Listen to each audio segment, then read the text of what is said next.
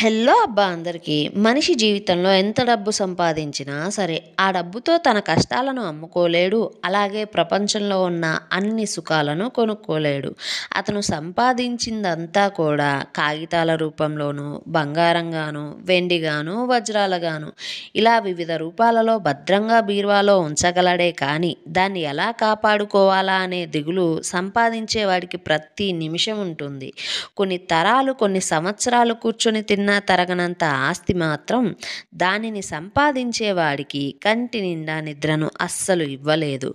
ఏ సమయంలోనూ ఆ మనిషికి రవ్వంత మనశ్శాంతి కానీ, సుఖం కానీ ఇవ్వలేదు.